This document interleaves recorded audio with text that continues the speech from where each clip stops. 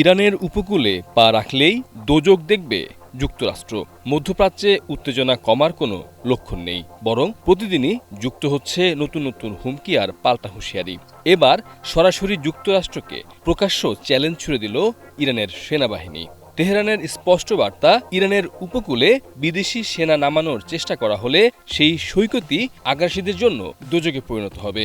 শুধু তাই নয়, যুক্তরাষ্ট্রকে উদ্দেশ্য করে দেওয়া হয়েছে এক খোলামেলা চ্যালেঞ্জ, সাহস থাকলে এসো।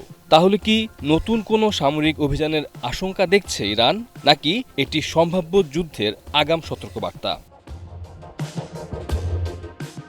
ইরানের রাষ্ট্রীয় টেলিভিশনে দেয়া এক সাক্ষাৎকারে দেশটির অন্যতম শীর্ষ সামরিক কর্মকর্তা রিয়াল অ্যাডমিরাল হাবিবুল্লাহ সাইয়ারি বলেন, ইরানের সশস্ত্র বাহিনী, আইআরজিসি, আইনশৃঙ্খলা বাহিনী, বাজিজ বাহিনী এবং সাধারণ জনগণ সবাই মিলে এমন শক্ত অবস্থানে রয়েছে যে কোনো শত্রু আর ইরানের উপকূলে সেনা নামানোর কথা কল্পনা করতে পারবে না।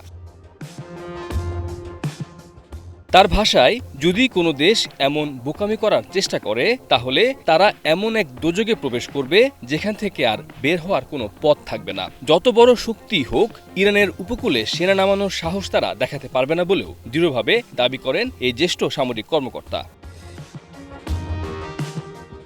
এরপরই আসে আরও বিধ্বংসী হুঁশিয়ারি। সাইয়ারি বলেন, ইরানের 1 ইঞ্চি মাটিও 9 কোটি মানুষের রেড লাইন।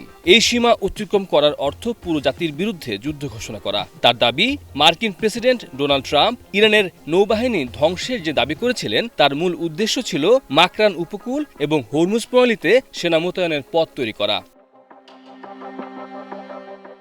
তবে সেই পরিকল্পনা পুরোপুরি ব্যর্থ হয়েছে বলে দাবি করেন তিনি। সাইয়ারির ভাষ্য, ট্রাম্প খাগ দ্বীপ দখল, হরমুজ প্রণালীতে যুদ্ধজাহাজ মোতায়েন এবং উপকূলীয় এলাকায় সেনা পাঠানোর কথা বলেছিলেন, কিন্তু বাস্তবে এসব লক্ষ্য অর্জন করতে পারেননি। তার মতে, যুক্তরাষ্ট্র ভুল করে ভেবেছিল ইরানও এমন একটি দেশ যেখানে সহজেই সামরিক চাপ সৃষ্টি করা যাবে।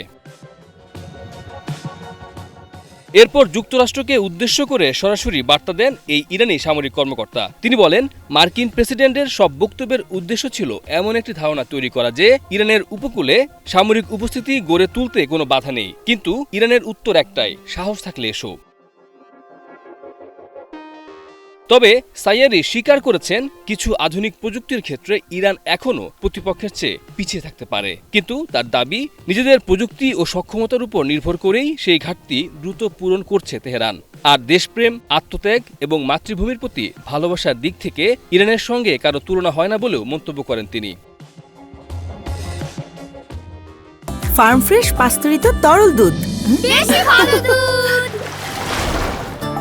ইরানি জনগণের উদ্দেশ্যেও আশ্বাস দিয়েছেন এই জ্যেষ্ঠ সামরিক কর্মকর্তা। তিনি বলেন, প্রতিদিন যুক্তরাষ্ট্র নতুন নতুন বক্তব্য দিচ্ছে, সামাজিক মাধ্যমে বার্তা ছড়াচ্ছে এবং ভয় দেখানোর চেষ্টা করছে, কিন্তু এসব নিয়ে উদ্বিগ্ন হওয়ার কোনো কারণ নেই, কারণ দেশের সশস্ত্র বাহিনী পূর্ণ প্রস্তুতিতে রয়েছে এবং ইরানের সীমান্ত সম্পূর্ণ নিরাপদ।